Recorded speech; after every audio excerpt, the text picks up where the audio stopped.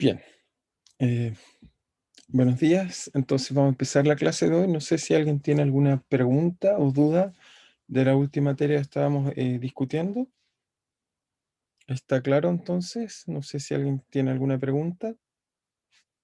¿Estamos bien? De todas maneras la pueden escribir por el chat si es que tienen duda o pueden preguntar, ¿eh? ¿No? ¿Estamos bien? ¿Todo ok? Perfecto, entonces avanzaremos, digamos. Ok, entonces lo primero que lo que estábamos discutiendo, digamos, un poco la clase pasada eran algunos conceptos que eran importantes, porque vamos a partir a través de entender qué son los gases y a partir de estos gases tratar de entender un poco mejor cómo funcionan las cosas. Entonces, ok, voy a volver a compartir. Ok, deberá aparecerles entonces el applet que la dejé en la página web del curso, que pueden entonces linkearla y jugar con ella. Entonces coloqué este caso lo de las velocidades, digamos, que voy a colocar esto acá y voy a dejar también abierto el chat, que no lo dejé abierto, cosa que si alguien me quiere hacer una pregunta, me puede preguntar. Ok, entonces lo que tenemos es este sistema que no tiene partículas y hoy espero que vamos a poder discutir varias cosas. La clase pasada le hablé de presión, esto mide la presión. Esto es la temperatura, que es un concepto muy importante que vamos a tratar de discutir hoy. Entonces, como ven, voy a colocar partículas al interior y inmediatamente empezamos a ver qué es la temperatura, o sea, la presión, perdón, también aparece la temperatura, apela un poco a su experiencia e intuición de lo que es la temperatura, pero vamos a tratar hoy día de darle un sentido más preciso a este concepto físico tan relevante. Entonces, en la clase pasada, los conceptos que le dimos sentido físico fueron a varios de ellos, pero esencialmente nos concentramos en dos, que era la presión, que tiene que ver simplemente con el intercambio de momentum con las paredes, o si quieren la fuerza que aplican estas partículas cada vez que chocan con las paredes. Y también hablamos de otro concepto importante que es la densidad. Entonces la densidad es el número de partículas. Si yo tomo un volumen cualquiera acá, bueno, en este caso una superficie, porque es una simulación en un plano, entonces si tomo una superficie y calculo el número de partículas, voy a tener un cierto promedio. Por supuesto, como una variable macroscópica, fluctúa. Entonces, lo que queremos hacer y en lo que nos embarcamos la clase pasada, pero no terminamos, fue si uno puede establecer leyes macroscópicas a lo que estamos viendo como evolución, en este caso, este gas. Entonces, eso es lo que vamos a tratar de hacer, lo que llamamos la ley de gases ideales, propuesta por Bernoulli, Clausius y Cronin en distintos momentos, para entender cómo poder describir un gas. ¿Ok? Entonces, vamos a tratar de, obviamente, introducir algunos conceptos como la presión y la densidad, y vamos a ver que vamos a requerir un nuevo concepto que tiene que ver con la temperatura. Entonces, espero que eso les sea útil. Y solo para ilustrar, por ejemplo, si esto le introduzco calor, también un concepto a discutir, fíjense que aumenta la temperatura, sube la temperatura de nuestro termómetro, y si uno mira, la característica principal es que obviamente cuando coloco más y más temperatura, entonces las cosas se mueven más rápido, y eso vamos a ver que es un concepto muy, muy importante, como físicamente tratar de entender estos conceptos que llamamos, en este caso, temperatura, digamos. ¿Sí? También esto me permite quitar calor. Ya vamos a tratar de entender cómo eso. Por ejemplo, estoy quitando calor. Eso, entonces, concepto intuitivo, todavía no lo he explicado, lo voy a explicar con calma. Fíjense que la temperatura baja y a medida que baja, lo que observamos cualitativamente es que el movimiento que vemos en nuestro sistema disminuye, y eso vamos a tratar de explicarlo con más calma. Ok, entonces dejamos por ahora esta applet y nos vamos entonces a tratar de entender las leyes de los gases ideales. Entonces lo que vamos a tratar de hacer, espero que aparezca en la tablet y estamos bien. Todavía no aparece, ahí debería aparecer. Muy bien. Me confirman por si acaso si les apareció la tablet, supongo que ya está, Sí, sí. la están viendo. Gracias. Entonces, ¿qué es lo que vamos a hacer? Entonces vamos a tratar de derivar esta ley de gases ideales. Entonces, ¿cuáles van a ser los ingredientes? Hicimos varias hipótesis la clase pasada, las voy a repetir rápidamente para que quede claro. Entonces vamos a tomar un gas, ¿ok? Y tengo que hacer algunos supuestos simples. Los supuestos que voy a suponer es que es un gas, primero que nada, vamos a tener partículas, las cuales entre ellas no tienen fuerzas de atracción, voy a suponer que es despreciable. Esencialmente voy a suponer como lo que ya hablé, que vamos a llamarlo algo así como discos duros, pero incluso estos discos duros voy a suponer que su radio es despreciable.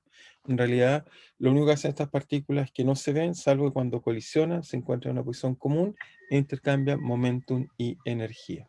¿Ok? Eso es lo que voy a usar como regla.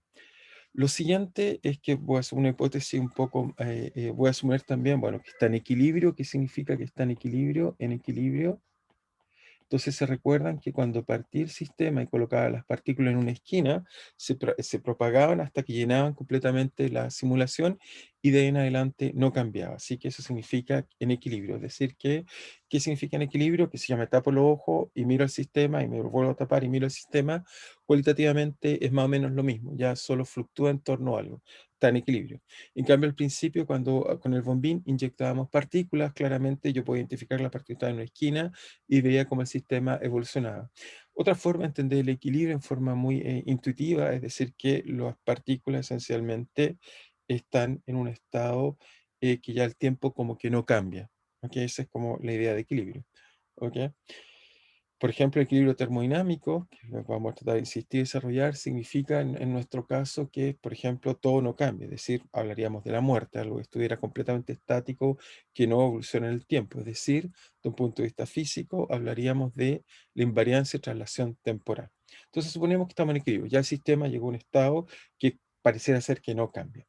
Lo siguiente es que vimos que cuando se establece el equilibrio a través de la simulación, estoy apelando a su intuición, se establece una distribución de equilibrio para las velocidades que en el futuro la vamos a poder derivar y explicar profundamente.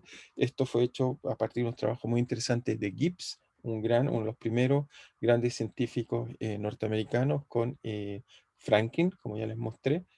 Entonces, lo que se establece es que si uno mira, si uno coloca en el eje horizontal la rapidez, ¿ok? Por ejemplo, la dirección X, X me da un sistema de coordenadas, si quieren, para poder representar las cosas más fácil X e Y, porque va a pensar que las partículas van a colisionar con la pared.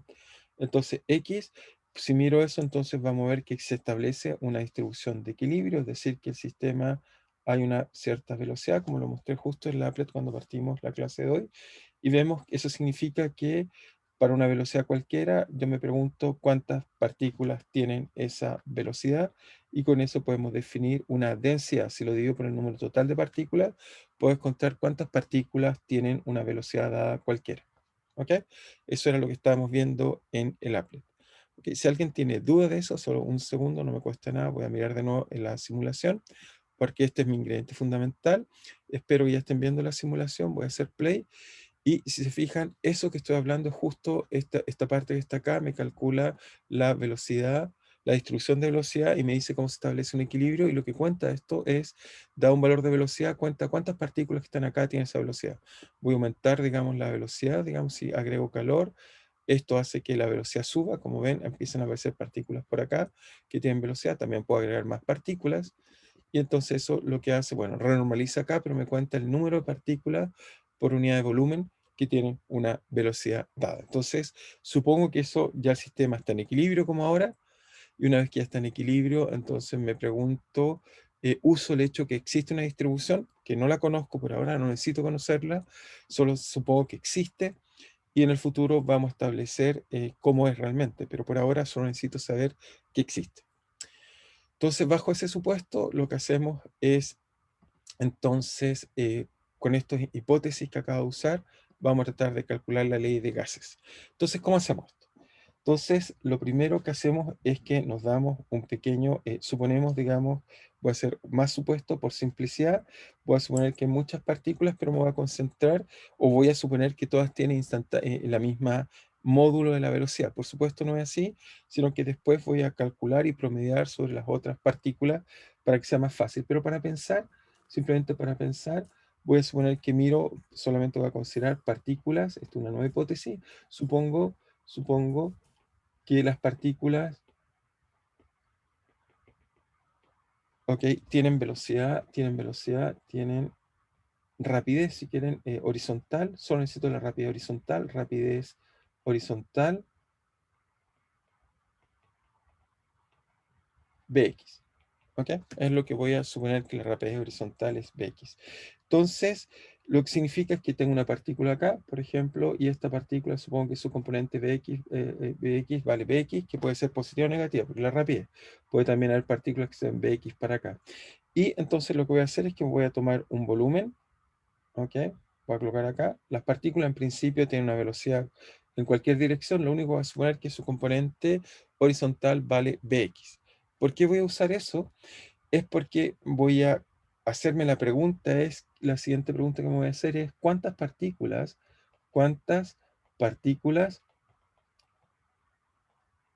chocan, entonces voy a apuntar chocan con la pared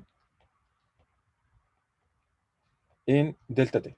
Esa es la pregunta que me voy a hacer interesante. Es decir, que me doy un delta t y me voy a preguntar cuántas partículas, hay muchas partículas por supuesto, y estamos hablando del número de Avogadro, 10 a la 23 partículas, y me pregunto cuántas partículas chocan en un delta t. Como conozco la velocidad horizontal, entonces sé que en un delta t se tienen que trasladar las partículas, forzosamente se van a trasladar una distancia L que vale Bx por delta t. Ese es un dato importante.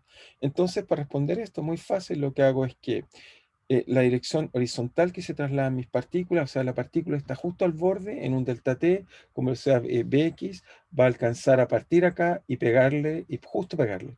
Pero una partícula esté, por ejemplo, más acá, tiene velocidad Bx, en un delta t le pega y sale hacia acá, por supuesto, conservando momentum. Entonces, calculo todas las partículas que le pueden pegar a la pared en un delta t. ¿Y eso cómo lo hago? Bueno, fácil, tomo Bx, su velocidad por el delta t, me da la distancia típica que recorre. Esa distancia, si ahora asocio, obviamente mi resultado no va a depender de esta área, pero supongo que hay una área delta A, tomo un volumen infinitesimal, lo multiplico por delta A, eso me da una longitud, eso es una longitud por una área, eso entonces me da un volumen, y ese volumen lo multiplico por el número, supongo que este número es conocido, por supuesto no lo conozco, pero vamos a jugar con él, esta distribución por el número de partículas que tienen velocidad delta X, entonces ese volumen por esa densidad de partículas me dice el número total de partículas que golpean la pared, y como les dije que iba a usar la rapidez, y no en este caso la velocidad, sino la rapidez. Tengo algunas partículas que tienen velocidad Bx, pero hacia el otro lado, y por lo tanto eso lo divido por 2, porque supongo en equilibrio, no hay ninguna razón profunda para que todas se estén moviendo solo hacia la derecha o todas hacia la izquierda. Lo más probable es que tengan la mitad hacia la derecha y la mitad hacia la izquierda, y por eso divido por 2. Así que eso me da el número de partículas que entonces chocan en un instante delta t con la pared, partículas que tienen velocidad b o rapidez b sub x. Por supuesto, voy a tener otras partículas que tienen otra velocidad, y después lo que voy a hacer es que voy a sumar sobre todas ellas. Pero primero, para hacer más simple el cálculo, me concentro en aquellas que se mueven con velocidad bx. El segundo ingrediente que necesito, ya tengo uno, es que debo conocer, digamos, lo que necesito conocer es cuál es la energía o la transferencia de momentum. En realidad necesito conocer eso, transferencia de momentum de estas partículas al colisionar con la pared. ¿Ok? Necesito conocer esa, esa transferencia de momentum que hacen. Bueno, eso es muy fácil, como ya modelamos que eran discos duros, cuando algo colisiona con una pared, lo que vemos esencialmente es que la partícula está acá, ella colisiona con la pared, y la pared es como tiene una partícula de masa infinita, eso hace que la velocidad acá Bx, y acá lo que hace es que la partícula cuando sale en un tiempo, llamemos t inicial, y en un tiempo t final, entonces acá la velocidad es simplemente la misma rapidez, pero con el sentido opuesto. Eso hace que la pared, hace eso, que conserve el momentum, por supuesto, y equivalente a que la masa de la pared sea infinita, y que la práctica es real en el caso de un gas, o es una muy buena aproximación para el caso de un gas, a eso me quiero referir con ideal o real. Entonces, eso entonces nos dice que la transferencia de momentum vale simplemente la diferencia de velocidades por la masa, así que es 2 veces m bx, porque es b final menos b inicial, así que el módulo de entonces transferencia de momentum vale justo eso que está ahí. Supongo que es claro para todos. Si alguien tiene duda, no olviden de poder preguntarme en el chat si es que algo no está claro. ¿Ok? Entonces, eso me da la diferencia de momentum. Así que ya tengo esto destacado. ¿Y por qué requiero esto? Porque ahora, como conozco la diferencia de momentum, entonces lo que sé es que entonces yo puedo entonces calcular lo siguiente. Puedo simplemente calcular que la diferencia, voy a llamar, quizás voy a introducir una diferencia de momentum. Esto es el delta P, vamos a una flecha para no confundirlo con la presión, que usamos también la letra P. Entonces, yo puedo decir que la diferencia de momentum total o parcial dada por todas las partículas que tienen velocidad Vx, entonces, eso es simplemente, bueno, la diferencia de momentum que me da una partícula por el número de partículas que colisionan. Pero el número de partículas que colisionan lo calculé, eso es Vx por delta t, por delta área, por la densidad o el número de partículas por unidad. Ah, se me olvidó decir algo importante. Este NBA lo tengo que calcular siempre por unidad de volumen. Es número de partículas, lo voy a escribir con más cuidado. Número de partículas, ok, con rapidez Bx por unidad de volumen. Tiene que ser por unidad de volumen porque obviamente siempre estoy hablando de densidades, por unidad de volumen. Se me olvidó enfatizar eso. Y eso es importante porque si no, no nos va a aparecer el volumen y nos tiene que aparecer.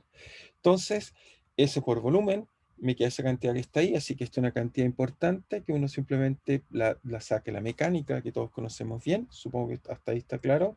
Si hay dudas, no olviden preguntar. Ujú. Entonces, ahora lo que hago es que eso que está ahí, la variación de volumen, la variación de momentum, si la divido por delta t, entonces si ahora hago variación de momentum dividido por delta t, ¿eso cómo lo hago? Tomo el delta t que está acá y lo divido, coloqué dos delta t.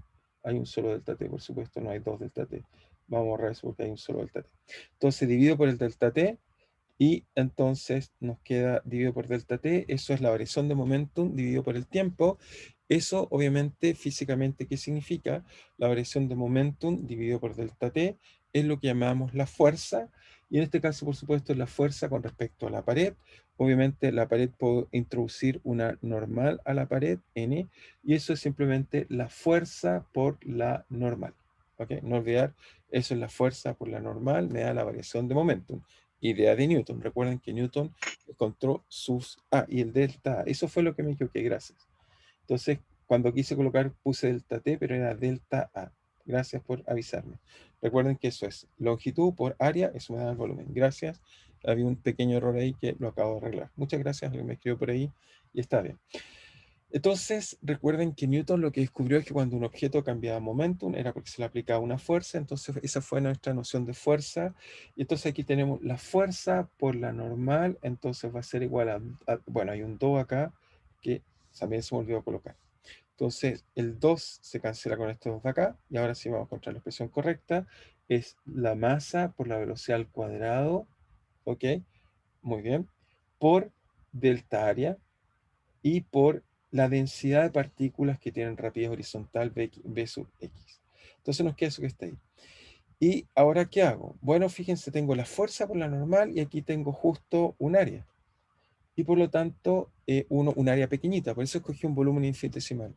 Y por lo tanto, si divido por ella, entonces ahora sí podemos hablar de presión. Esta sí que es presión. Voy a colocar P, no olvidar presión.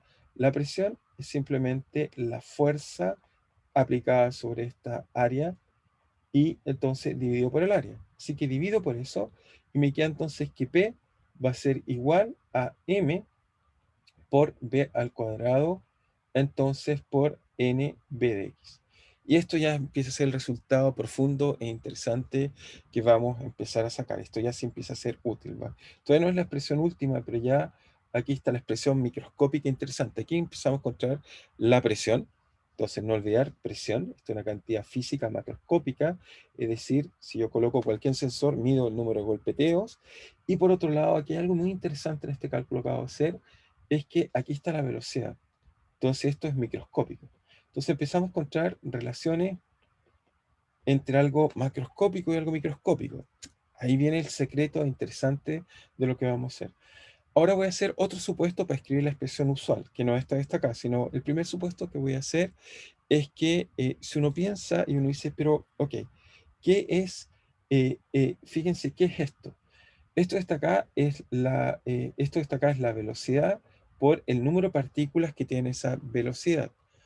Por lo tanto, el número de partículas que tienen esa velocidad, qué es lo que es? Bueno, uno pensaría que el número de partículas que tienen una cierta velocidad, si lo divido por el número total, entonces eso me debiera dar algo así como el promedio de las partículas que tienen esa velocidad.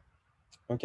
Entonces, por ahora, la presión que encontré está solo dada, la presión que encontré está solo dada por las partículas que tienen Bx. Eso en realidad lo llamamos presión parcial. ¿Por qué? Porque solo está considerando aquellas partículas que tienen velocidad v sub x, pero la presión en realidad va a estar dada por todas las partículas que el sistema en realidad quería colocar en Bx, que todas las partículas que tienen distintas velocidades, y por lo tanto uno quisiera basado en una cosa que ya la conocen, que se llama el principio de superposición. ¿Qué es el principio de superposición? Quizás no lo conocen estas palabras. Superposición. El principio de superposición es un principio que nos dice que cuando le aplicamos a alguien quiere hacer una pregunta. La normal a la pared, ¿no? ¿Estamos bien? ¿Alguien me quiere hacer alguna pregunta en el chat? O, profe, Sí, que eh, era, sí, lo escribí justo arriba de Ricardo, perdón, ¿me en puede? la fórmula de la presión puso un n vector, quería saber qué era. El n vector que está acá, ese n que está aquí, este, Eh, la fuerza, no, ese mismo. es la normal a la superficie. Recuerda que la presión solo tiene que ver con la fuerza normal a la superficie. ¿Ok? Ya, perfecto, muchas gracias. No es cualquier dirección de la fuerza, siempre se dice la fuerza que es normal a la superficie. ¿Ok? Por ejemplo, si las partículas pasan tangencial, no ejercen fuerza. Por eso tiene que ser, no ejercen presión. Tiene que ser siempre la normal. Entonces, el principio de superposición, algo que conocen de siempre, es que si toman un objeto cualquiera y si este objeto cualquiera sobre él sienten muchas fuerzas, una F1, una F2 o F3, entonces ustedes dicen que la fuerza total es la suma de las fuerzas. Eso lo aprendieron hace mucho tiempo. Eso lo llamamos superponer. Superponen las distintas fuerzas. Como la presión está relacionada a la fuerza, entonces la presión total que vamos a tratar de describir, entonces en el sistema, la presión en realidad, va a ser la suma de las presiones que ejerce cada una de las partículas. ¿Ok? No tiene por qué ser solo las que tienen B, sino todas aportan a la presión. Algunas que van más rápido, otras que van más lento. Y por lo tanto, a la fórmula que teníamos antes, lo que tenemos que hacer es sumar sobre las velocidades.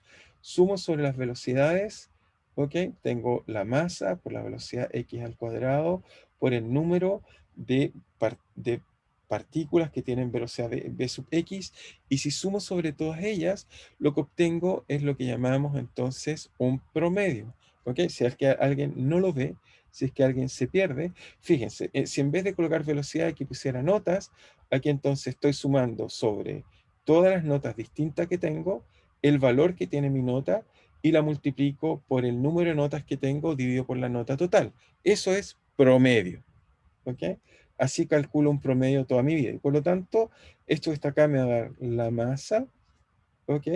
Y entonces esta suma de B en B de Bx por el número de partículas me da entonces el promedio de partículas que tengo con velocidad Bx. Eso es el promedio. Ahora, este promedio, para hacerlo bien, como les dije, que va a ser por unidad de volumen, entonces lo voy a dividir directamente para que tenga sentido, como era por unidad de volumen, un promedio debería tener aquí el número total de partículas, así que multiplico arriba y abajo por el número total de partículas que tiene el sistema, o si quieren, por unidad de volumen, porque este era el número de partículas, pero para sacar un promedio, ustedes lo que dirían es, tengo tantos, no sé, 6, y lo divido por el número total de notas. Entonces hay que dividirlo por n. El promedio en realidad, si es que es esa cosa que está ahí, me da el promedio. Me dice el promedio de una cantidad cualquiera, va a ser el número de veces que tengo esa cantidad por el número total. Así que me queda aquí un n, este n grande todavía, pero que no es un buen n, quizás debe haber usado otro n. Este n tiene una sola peculiaridad, debería colocarle un sub b, que va a ser por unidad de volumen, porque es el número de partículas. Entonces, siempre hay que hacerlo en cantidades por unidades de volumen, porque después puedo hacer crecer o disminuir el volumen. Entonces lo quiero tener como variable. Entonces este NB va a ser el número, o aquí explícitamente, número número, ok, ok, número de partículas, ok, partículas en un volumen V. Siempre tenemos que hacerlo por unidad de volumen para después que aparezca el volumen como una variable. Entonces me queda algo que está casi lo que queremos encontrar. Vamos a encontrar que la presión es igual a la masa de mis partículas, eso no cambia, por el promedio de, si quieren verlo, de partículas que tengo, de velocidad de partículas en X, y eso va a ser igual, si quieren verlo así, al número total, esta vez voy a colocar el número total de partículas partido por el volumen total del sistema. Eso obviamente, en n partido por eso, me da el número de partículas por unidad de volumen. ¿Ok? Para simplemente ahora colocar números totales. Esto está casi como nos gustaría colocarlo. Está casi porque obviamente voy a usar una hipótesis más. Voy a suponer hipótesis. Voy a suponer que el sistema es isótropo. Sistema isótropo. ¿Qué significa isótropo? Quizás este es un concepto isótropo. ¿Alguien sabe lo que es isótropo? Isótropo, mientras busco el applet. ¿Alguien, si yo le digo este sistema isótropo, qué quiere decir? ¿Alguien sabe lo que quiere decir eso? ¿O tiene alguna idea de lo que significa un sistema isótropo? Imagínense, alguien me para en la calle y me dice sistema isótropo. Ah, alguien dijo que no. Ok, voy a tratar de explicarlo entonces. Si alguien me para en la calle y me dice, bueno, este gas que estamos viendo, ¿es isótropo o no? Bueno, ¿es isótropo? Yo le diría, mira, si tú miras hacia arriba, ves una cosa, pero si yo miro hacia el horizonte, veo lo mismo. Y si yo miro en cualquier línea, salvo las condiciones de borde, si estoy en la mitad de este lugar, un sistema decimos que es isótropo cuando yo miro en cualquier dirección. Si miro hacia allá, o si los miro hacia acá, o si miro hacia allá, veo lo mismo. Un sistema es anisótropo cuando yo soy capaz de distinguir una dirección de otra dirección. ¿Ok? Entonces imagínense que ustedes los subo arriba de un barco y los dejo en la mitad del océano. Les preguntaría, ¿es isótropo? Y ustedes, si es que no miraran el sol, o por último los sumerjo dentro del agua, y les pregunto isótropo, si no tienen algo con qué distinguir, entonces decimos que un sistema es isótropo. Si yo soy capaz, por ejemplo, si estoy en un barco, ¿cómo un sistema alguien sabe una dirección? Lo que hace es que mira las estrellas y distingue direcciones, o mira el movimiento del sol y distingue direcciones. Pero si no tuviera eso, entonces el sistema sería isótropo. ¿Ok? ¿Es claro? ¿Alguien no entendió? ¿Me pueden confirmar si es que alguien no entendió? Mientras cambiamos y volvemos a la tablet. ¿Está claro? ¿Alguien no entendió? Simplemente todo claro. Muy bien, muchas gracias. Eso entonces me permite usar una hipótesis importante que vamos a tratar de usarlo en el futuro. Entonces, cuando un sistema es isótropo, entonces lo que como es isótropo, entonces voy a hacer nuestra imagen que tenemos acá, tenemos nuestras partículas, suponemos que están acá, es isótropo, entonces cualquier dirección es equivalente. No hay ninguna razón por qué sea equivalente. Por lo tanto, entonces las partículas se mueven en cualquier dirección. Si el sistema es isótropo, entonces esperaríamos que el promedio de la velocidad en x al cuadrado debería ser igual al promedio de la velocidad de x en y e igual al promedio de la velocidad en la dirección z. En cualquier dirección, el promedio de la velocidad debería ser el mismo. Por ejemplo, si tuviéramos un curso isótropo, significa que yo tomo cualquier alumno y su nota debería ser la misma. Supongamos que el promedio es un 5, todos los alumnos tienen un 5. Pero en realidad los cursos no son isótropos. Tengo alumnos que tienen mejores notas y otros tienen más malas notas que el promedio. ¿Ok? Entonces, isótropo, quisiera decir que, bueno, no, mejor otro ejemplo, quizás más claro. Si tomo dos cursos distintos y digo que son isótropos, quisiera decir que el promedio de este curso debe ser el mismo promedio que el otro curso. Por ejemplo, pensemos en plan común, primer año, curso de física, y entonces hay 7 secciones, 8 secciones. Si todo está bien, si yo fuera, por ejemplo, el coordinador docente, lo que primero debería verificar es que la nota de cada curso, el promedio es el mismo. Por supuesto, hay alumnos que tienen más o menos notas, pero el promedio tiene que ser el mismo. ¿Ok? Entonces, esto es una conclusión que puedo sacar si se da hipótesis. Todos los promedios son 3.5, ¿sí? Por ejemplo, o sea, si uno supone que los sistemas son equivalentes, eso debiera ser verdad. O sea, independiente del profesor, independiente de los alumnos, si fueron distribuidos apropiadamente, yo esperaría que en cada sección de ese curso de primer año la nota es la misma. Pero si yo detecto que, por ejemplo, en la sección 2 tiene un promedio 6 y en la sección 7 tiene un 4, 5 y la sección 2, o sea, 1 tiene un 4, 5, entonces inmediatamente pensaría que hay un problema en la sección 2 porque no hay ninguna razón porque esos alumnos sean mejores que los otros. ¿Okay? Entonces, suponer isotropía a nivel macroscópico es suponer simplemente que más o menos los sistemas son equivalentes y aquí lo que yo estoy suponiendo que la dirección en X o en Y o en Z son iguales. Eso en un gas es completamente válido y por lo tanto eso me va a llevar a concluir entonces que si ahora ocupo la velocidad total, que es simplemente al cuadrado, es bx cuadrado más bi cuadrado más bz cuadrado, entonces si saco el promedio, entonces voy a concluir que simplemente el promedio de bz al cuadrado tiene que ser el promedio de bx cuadrado más bi cuadrado más bz cuadrado. Y por lo tanto voy a concluir que el promedio, ¿ok? A este símbolo que estoy usando con rayitas es el promedio, se me olvidó insistir en eso. Obviamente si todas son iguales, eso me da un 3 veces bx, y por lo tanto de aquí concluyo que la velocidad promedio al cuadrado en y, en x o en y, es un tercio de la rapidez total del sistema. ¿Ok? Esto es el argumento que necesito para escribir lo que quiero escribir. Entonces voy a encontrar que la presión total, ahora sí es la presión total, porque sumé sobre todas las velocidades, ahí ocupo la distribución, cosa que no necesitaba conocerla a priori, entonces me va a decir que va a ser la masa de las partículas por la velocidad, ahora las partículas total, el módulo, la rapidez, si quieren, dividido por 3, y esto multiplicado por el número total de partículas y dividido por su volumen total. ¿Ok? A mucha gente le gusta más bien escribir, bueno, voy a sacar las palabras totales, simplemente uno escribe la presión por el volumen, vale la masa por el número de partículas por la velocidad al cuadrado. Este ya es el primer resultado importante del curso. Vamos a ver que, bueno, va a ser un resultado relevante, así que le ponemos colores, porque es un resultado que no debemos olvidar. Es importante, espero que cada uno de ustedes tenga color en sus notas. Siempre es importante no olvidarnos de algo como el resultado que estamos viendo ahí. Es un resultado relevante. ¿Esto qué nos dice? Primero que nada debemos decir algunas observaciones importantes. Entonces, estas observaciones sí tenemos que decir. Primero que nada, nos dice, y lo vamos a ver rápidamente en la applet, nos dice que si las partículas microscópicamente se mueven más rápido, entonces nos está diciendo que si esto que está acá es más rápido, si yo aumento la velocidad promedio de las partículas, ok, su rapidez, entonces lo que voy a descubrir es que la presión tiene que aumentar. Ok, por ahora sigamos pensando en la presión. Entonces, si yo aumento la velocidad, la presión tiene que crecer proporcional a la velocidad al cuadrado.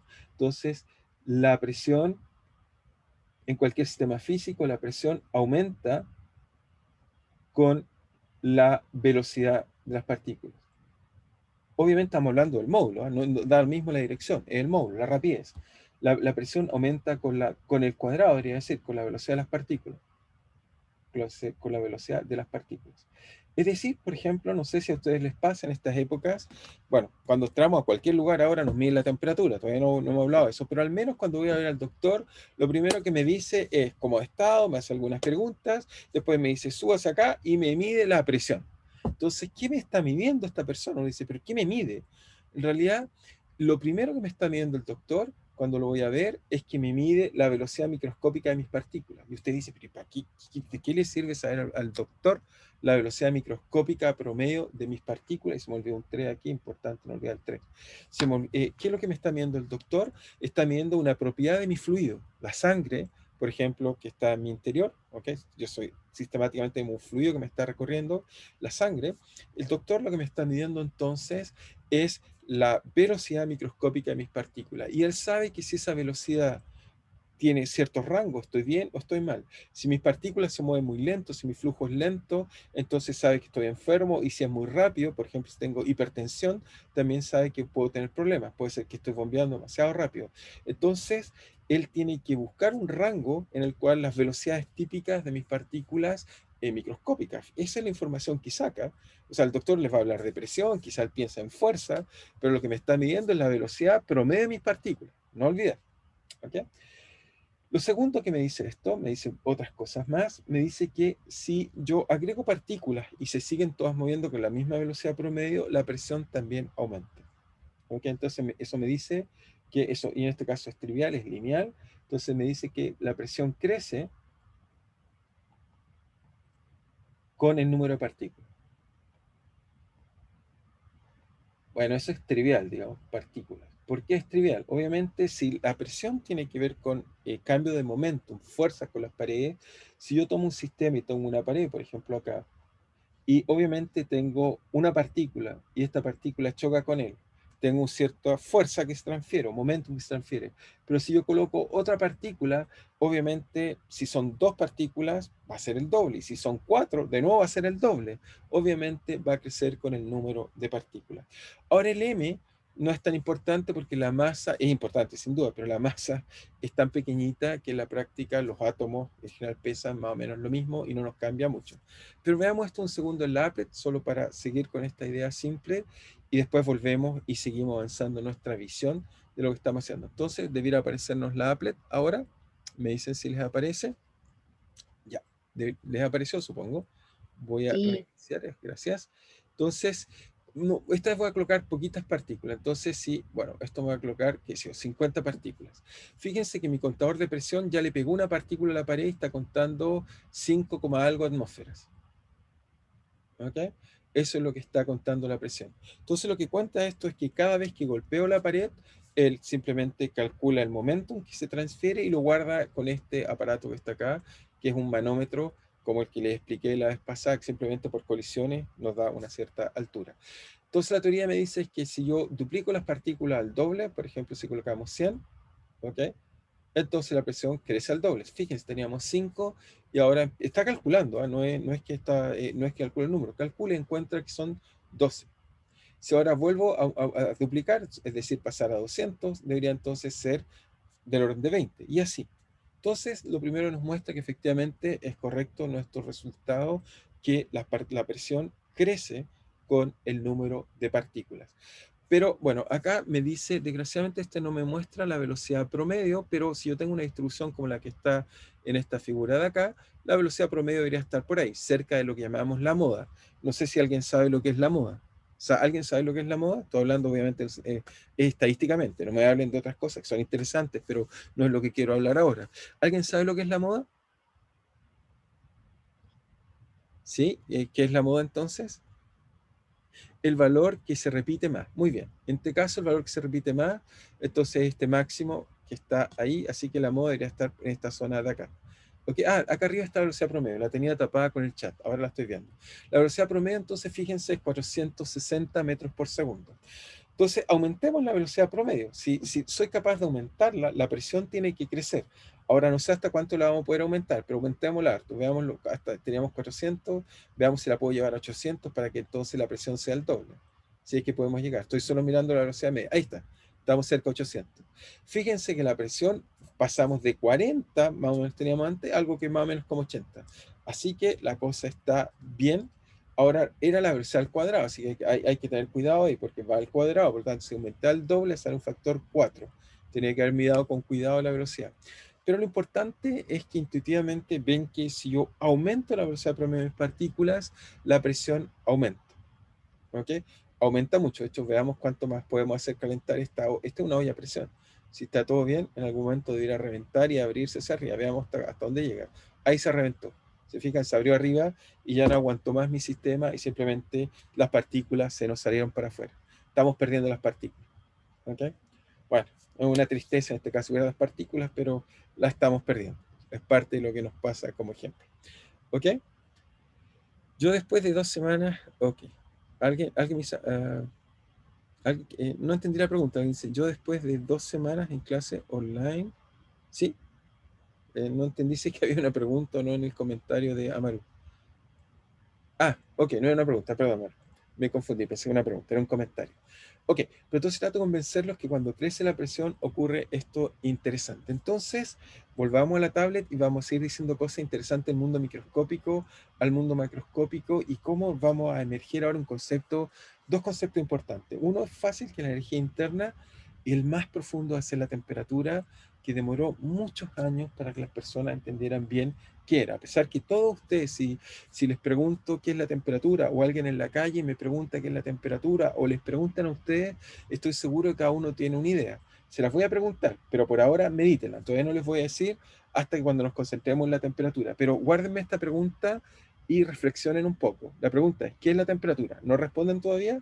Ya en el momento apropiado me tratan de explicar qué es lo que creen que es la temperatura y vemos si están bien o están mal. Entonces, lo que aprendimos en general, lo voy a anotar ahora en general, obviamente hice varios supuestos, hice un montón de aproximaciones. Supuse que las partículas no interactúan entre ellas, y alguien puede decir, pero ¿dónde nos supuso eso? Bueno, obviamente cuando hice mi cálculo, si vuelven hacia atrás, voy hacia acá, en este cálculo acá supuse que todas las partículas que tenían velocidad v de x le pegan a la pared, pero si entre ellas hubiera interacción, por ejemplo, si tomo dos partículas que interactúan, entonces fíjense, si coloco otra partícula por acá y hay interacción, la interacción puede hacer que incluso esta partícula no le pegue a la pared, sino que al sentir la interacción de la otra partícula se desvíe. ¿Ok? Peor, si tengo partículas que tienen interacción repulsiva, entonces aún con mayor razón las partículas le van a pegar a la pared. ¿Ok? Y eso nos pasa, por ejemplo, cuando me hago un jugo de limón, ¿ok? O un jugo de naranja, le coloco cargas eléctricas, las cargas eléctricas se repelen y estas cargas eléctricas al repelerse aumentan la presión. ¿Ok? Entonces en el cálculo que hice obviamente ignoré muchos de ese tipo de cosas porque, bueno, porque estamos haciendo algo lo más simple posible para ir aprendiendo y con el tiempo vamos a hacer un modelo un poco más complejo. Pero lo que uno puede descubrir es que la presión, que simplemente vuelve a existir, es la transferencia de momento a través de las paredes, o si quieren, la fuerza proyectada sobre la normal de la superficie dividida por el área cuando el área tiende a cero. La presión, en principio, va a ser una función del número de partículas, eso no lo puedo evitar. Mientras más partículas, hay más colisiones, así que tiene que ser una función del número de partículas. Lo segundo, en general, para cualquier sistema físico, va a ser función de la velocidad media de las partículas, y esto tiene que ver porque la velocidad media juega un doble rol. Uno, transferencia de momentum. Dos, juega el rol vital en que el número de partículas que colisionan dependen de la velocidad. Y eso hace que dependa de la velocidad al cuadrado. Eso lo hace muy interesante. Y lo otro es que obviamente no es tan relevante por ahora, pero sí fue descubierto, y como fueron descubiertas muchas leyes, también depende de la masa proporcional, incluso la masa por la transferencia de momento. Cuando las personas empezaron a estudiar por primera vez los gases, no tenían muchas leyes y no sabían muy bien cómo describir cuidadosamente los gases, y entonces encontraron algunas leyes fenomenológicas. Una en particular tiene un nombre que simplemente lo voy a mencionar, que se llama la ley de Clausius. Clausius es quien va a inventar la entropía, así que vamos a estudiarlo mucho con cuidado. Clausius, todavía no he colocado una foto de Rudolf Clausius, que es uno de los grandes padres de la termodinámica. Clausius, entonces, y Clapeyron, entonces establecieron una ley empírica. Ellos decían que en general lo que uno va a descubrir que la presión va a ser al menos proporcional a n por entonces la velocidad al cuadrado por m. Esto es una ley general, o sea, para cualquier gas, sin ni siquiera conocer si la interacción de qué tipo son, si son eléctricas, si juega algún tipo de otra fuerza al interior o no, sabían que la presión era al menos proporcional a n por una función de la velocidad microscópica y m. Así que eso lo establecieron ellos como ley general. En nuestro caso, vuelvo a insistir, en nuestro caso lo que tenemos es que, bueno, por ahí dicen dónde está el V. El V que lo escondí en realidad es que en realidad uno no escribe N, escribe la densidad de partículas. Entonces N partido por V. Si quieren verlo aquí, debería colocar un V acá abajo. Es N partido por V. Entonces voy a colocar acá, entonces vamos a colocar que lo que por lo menos Clausius y Perón propusieron, después vamos a ver que para explicar esto son en fase, vamos a tener que generalizar esto. Lo que hemos encontrado por ahora nosotros es que esto es n partido por v, aquí va la masa por la velocidad al cuadrado, promedio partido por 3. Eso es lo que hemos encontrado ahora para un gas ideal. Entonces, ¿qué es el segundo concepto que voy a tratar de introducir para explicar, digamos, bien un gas ideal? Es que vamos a tratar de introducir la noción de energía interna. ¿Qué es lo que llamamos energía interna? Simplemente por usar la misma notación que usamos siempre, es que por ahora las partículas que estoy mirando, entonces vamos a hablar de lo que llamamos energía interna. Entonces, para distinguir la energía interna de la energía mecánica, que seguramente todos conocen, que llamamos E, entonces la energía interna usamos la letra U. ¿Ok? La razón de no usar U no es por la Universidad de Chile o algo así. ¿Eh? Este U usamos simplemente porque queremos distinguir la energía mecánica que comúnmente colocan E. U va a ser solo la energía interna, es decir, que es la energía que el sistema tiene internamente, pero yo puedo tener un gas, por ejemplo, y subirlo. Si lo subo, su centro de masa va a ganar energía potencial. La energía total sería la energía potencial de trasladarlo más su energía interna. ¿Ok? La energía interna va a ser la energía que tiene el sistema cuando lo miro internamente. ¿Ok? ¿Es claro para todo? Entonces, energía interna, si alguien no tiene no claro, me dice, simplemente lo voy a escribir. Energía interna es la energía al interior del sistema, aunque sea redundante, al interior del sistema. ¿Ok? Es la energía que tenemos al interior del sistema. Y lo otro que quería decir es que a diferencia de energía total, que también podemos tener energía potencial, la energía que tiene el sistema internamente. De hecho, todos los sistemas macroscópicos, por ejemplo, ustedes mismos o cualquier objeto macroscópico, tiene energía, por ejemplo, se puede mover el centro masa, energía cinética, energía potencial, tal como lo descubrió Newton, pero a su vez tiene una energía interna. Por ejemplo, nuestro planeta, si lo miramos como un total, obviamente podemos pensar que tiene energía cinética, se mueve en torno al Sol, tiene energía potencial, tiene que ver a la posición en la cual está con respecto al Sol, pero también tiene una energía interna. ¿Ok? Y esa energía interna típicamente la asociamos, por ejemplo, a cosas como la temperatura o cosas como esas que vamos a tratar de explicar poco a poco. Por eso necesito que entiendan este concepto. Entonces, la energía interna, entonces uno pensaría, bueno, en este caso, si pienso yo que mis partículas, me doy el sistema de coordenadas S, mis partículas se están moviendo en cualquier dirección, tengo muchas partículas, todas moviéndose en distinta dirección. Entonces, obviamente está encerrado, esto pues se está moviendo en muchas direcciones. Uno diría, bueno, la energía del sistema debería ser algo así, la energía interna debería ser ¿qué cosa? Bueno, debería ser la energía cinética de mis partículas, o sea, sumo sobre todas las partículas, tengo la energía cinética de cada una de ellas, esta vez lo coloco al cuadrado, sumo sobre i partículas, y también quizás debería tener potenciales de interacción de mis partículas unas con otras. Por ejemplo, si supongo que la interacción es de a pares, sumo, digamos, sobre todas las partículas y pienso que está toda esta energía. Ahora, en el modelo que estoy usando, estoy suponiendo que la interacción interna es despreciable. Esencialmente lo importante o la gran parte, en realidad lo que estoy haciendo es que la energía dominante es el movimiento de las partículas y no la interacción entre ellas. ¿Ok? Es por ahora eso el supuesto que estoy haciendo. Por lo tanto, la energía interna, si yo tengo, ahora puedo simplemente pensar con un curso. Si alguien me dice que la nota promedio del curso es 5, entonces yo infiero información acerca del curso, no todo el detalle, pero tengo información. ¿Y qué información puedo sacar de acá si alguien me dice la velocidad media? Bueno, si conozco la velocidad media, yo puedo estimar la energía simplemente diciendo es que, bueno, va a ser simplemente la masa de las partículas por su velocidad típica al cuadrado medio, eso me da la energía cinética promedio que tienen las partículas, y si la multiplico por el número de partículas, entonces tengo la energía total. ¿Ok? La energía, ¿cómo la calculo? Simplemente, no conozco el detalle, algunas son más rápidas, más lentas, etcétera, pero si quisiera calcular un número, cuántos joules que tengo al interior del sistema, entonces lo que debiera decir es simplemente, bueno, simplemente hago lo que llamamos teoría de campo medio, en realidad eso lo estoy haciendo, supongo que todas las partículas se están moviendo igual, por lo tanto se mueven con la velocidad promedio, y simplemente calculo su energía de una partícula y la multiplico por el número de partículas que tengo en total. Es eso lo que me da entonces la energía interna del sistema. ¿Y esto para qué me sirve?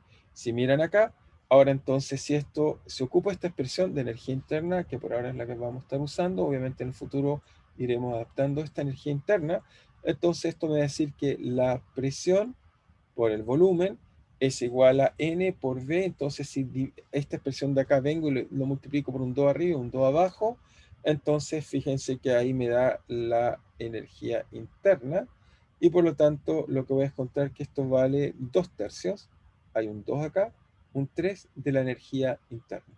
¿Ok? Entonces, esta también va a ser una expresión importante, así que la guardamos. Nos dice que la presión por el volumen vale 2/3 de la energía interna del sistema. ¿Está claro? ¿Alguien no entendió el argumento que ocupé? Simplemente promedié, hice una estimación de cuánto valía la energía usando el promedio de la energía. ¿Ok? Con eso entonces encuentro una relación entre la presión, el volumen y la energía interna. Energía interna es la energía interior que tiene el sistema, no energía macroscópica que cuando la usábamos pensando en algo macroscópico. ¿Es claro? ¿Alguien no entendió? ¿Es claro para todos? Simplemente yo chequear si es que alguien no entendió, porque ahora nos vamos a mover hacia la temperatura, pero necesito estar claro que esta parte está bien.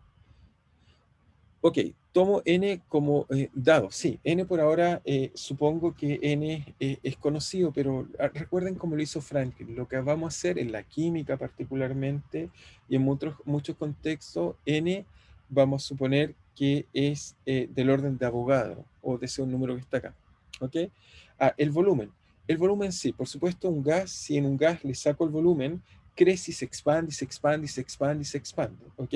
Tengo que tenerlo encerrado. Los gases y los líquidos en general, como el agua, por ejemplo, tienen esta propiedad de que no tienen volumen y por lo tanto se deforman en el volumen que los pueda contener. Ahora, en el caso de un líquido, si yo lo suelto a diferencia de un volumen, ese en algún momento como que se aprieta debido a las interacciones internas. Pero en un gas, las interacciones internas son tan débiles que simplemente eso se expande, se expande, se expande, se expande y ocupa todo el espacio. ¿Ok? Profe, Así que el me volumen... refería ¿Sí? a que si en la energía interna, en ¿Sí? el N, consideramos el volumen o si no consideramos el volumen en la energía, no. No consideras el volumen, porque la energía, recuerda, la energía te da lo mismo el volumen, lo que te importa saber es, piensa cuando tienes dos partículas, ¿cuál es la energía? La energía de esta partícula más esta otra partícula. La energía interna lo único que tiene en cuenta es simplemente todas las partículas y la energía típica que tiene. Por ejemplo, quiero hacer un análogo y quizás sea más fácil. Si yo quisiera estimar la riqueza de un país, ¿ok? Que es como calcular la energía. El dinero piensa que es como energía. Entonces, ¿cómo yo puedo estimar la energía, el dinero que tiene un país? Obviamente, si tuviera la distribución completa del país, sabría cuántas personas tienen tanto dinero, este otro dinero, este otro dinero. Pero si alguien me dice, mira, el promedio de dinero que tiene ese país, por ejemplo, el caso chileno, es del orden de algo así como promedio, por supuesto. Obviamente, después uno se pregunta si es un buen descriptor, estadígrafo o no. Es del orden de algo así como 450.000 pesos. Eso es el promedio de dinero que gana alguien mensualmente. Si ahora eso lo multiplico por el número de habitantes, entonces tengo el dinero que tiene el país. ¿Ok? Es un poco lo que uno calcula. ¿Ok? Y no tiene que ver con el área, si el país es chiquitito o es grande, simplemente número de personas, número de dinero que tienen, número de partículas, número de energía que tienen. ¿Está bien? ¿Está más claro? ¿Sí? Perfecto. Bien, entonces no nos queda tanto tiempo, pero suficiente tiempo para empezar a pensar algo profundo. Ahora sí volvemos a la pregunta que les había dicho al principio, que era la pregunta que quiero resolver y que, bueno, quizás hasta ahora la presión, concepto que estudiamos la mecánica, la densidad también, el volumen, ¿por qué no? La energía no era distinto. Pero aquí la primera vez que nos vamos a encontrar con algo distinto, que es la temperatura. ¿Ok? Ahora sí vamos a ver, tenemos que colocar la temperatura. Y vamos a ver que todo lo que acabamos de decir está íntimamente ligado. Pero entonces ahora sí yo tengo el derecho a preguntarles a ustedes, como les di tiempo de pensar, ¿qué es la temperatura? Piensen que van caminando y alguien los para en la calle y les dice temperatura. Alguien puso ahí medida de calor. Y la respuesta es no, no es medida de calor. Son dos conceptos distintos que vamos a tratar de entender bien. Energía cinética promedio. Muy bien, alguien dijo algo profundo, pero eso que dice Ricardo Torres, que es la respuesta correcta, energía cinética promedio, ¿cómo yo le explico? Está bien, es la respuesta que les voy a tratar de enseñar profundamente. Pero me hago la pregunta, ¿cómo se lo explico? No sé, por ejemplo, me para alguien en la calle, una abuelita, y me dice, o un niño, y me dice, profesor, no sé lo que es la temperatura.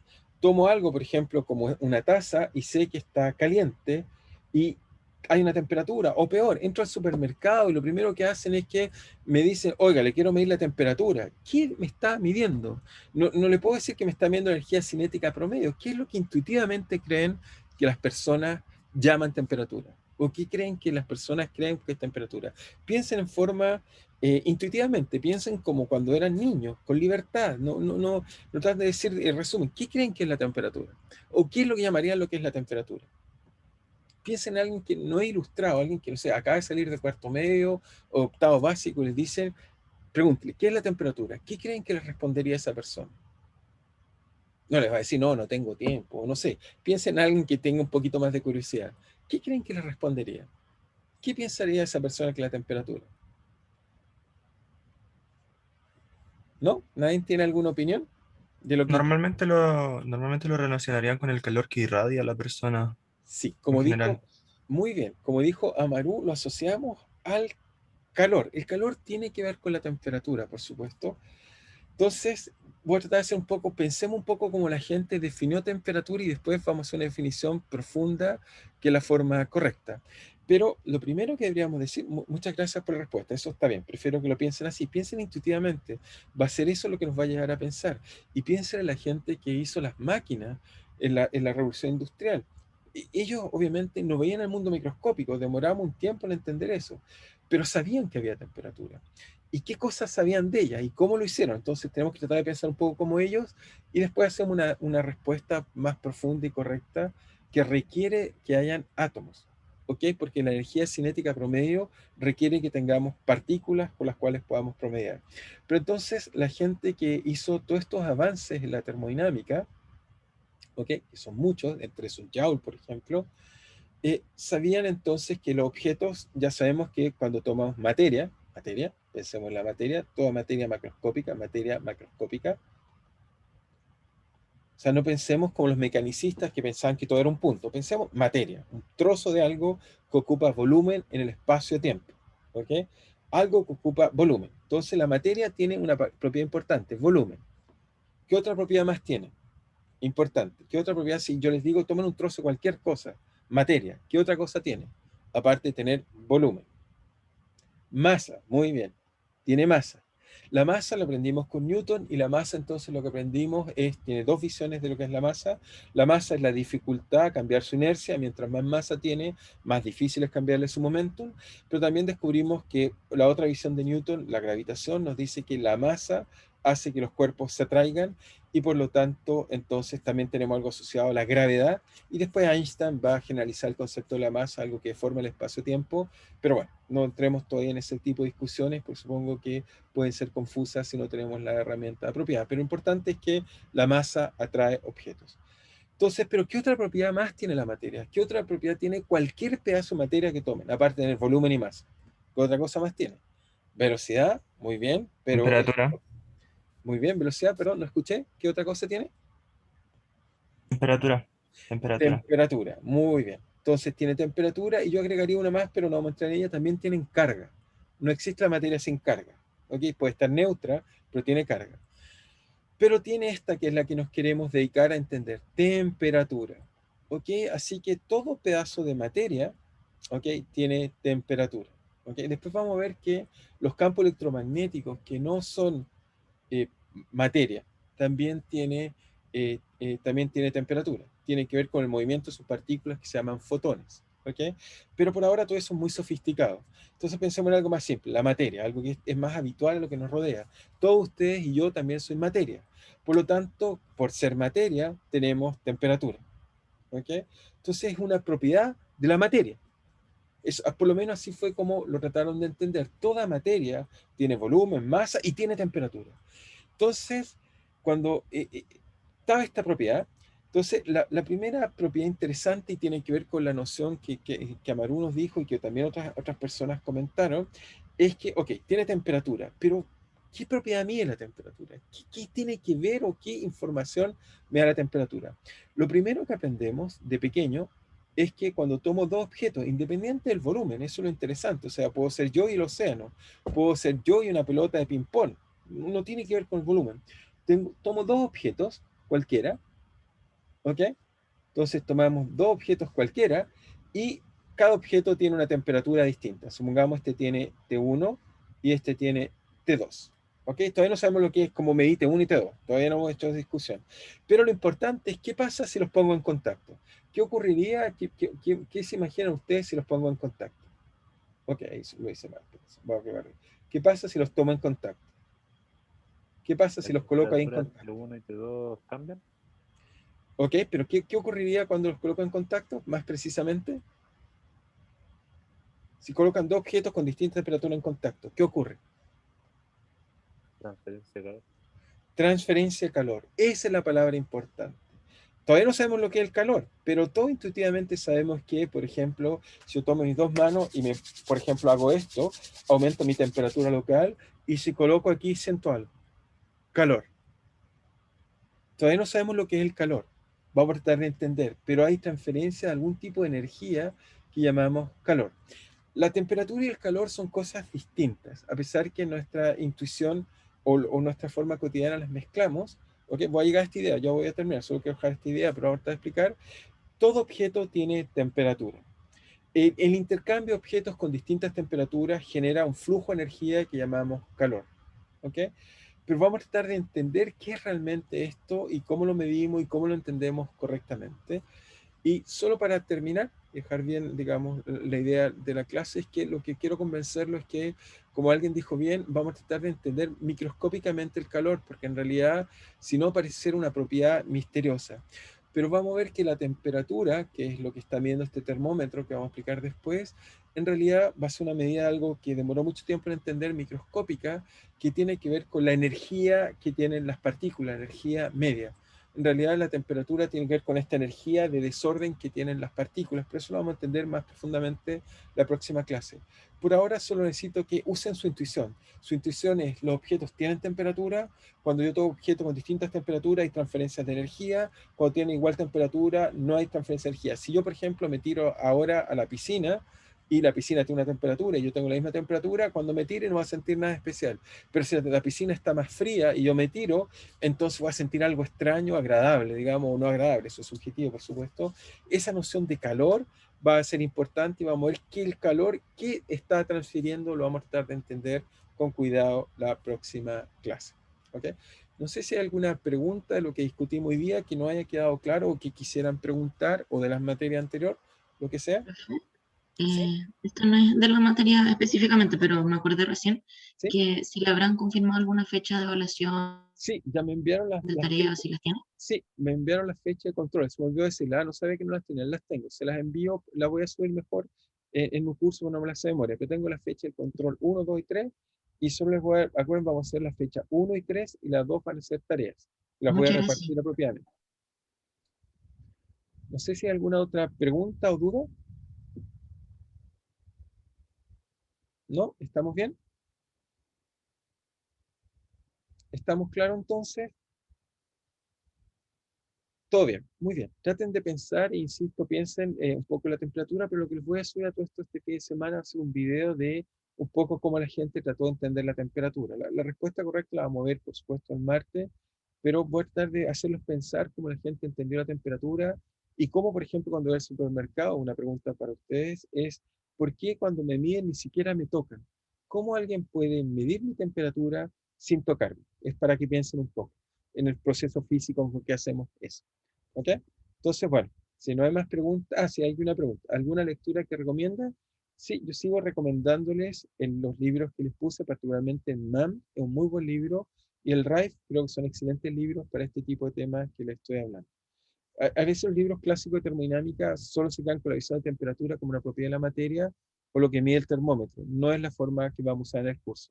Nosotros vamos a usar el mundo más microscópico, así que necesito que miren esos libros que tratan de entender estos fenómenos a partir de un punto de vista microscópico y no macroscópico. ¿Ok? Echen una mirada a ese tipo de cosas. Se los recomiendo. ¿Alguna otra duda? ¿No? ¿Estamos bien? Entonces, nos estamos viendo en la próxima clase y espero que les guste el video que les voy a subir de temperatura, que es algo que va a ser bastante interesante, espero yo. Nos estamos viendo. Cuídense y tengan un buen fin de semana. Nos vemos. Chao, gracias, profe. Chao, nos vemos. Cuídense.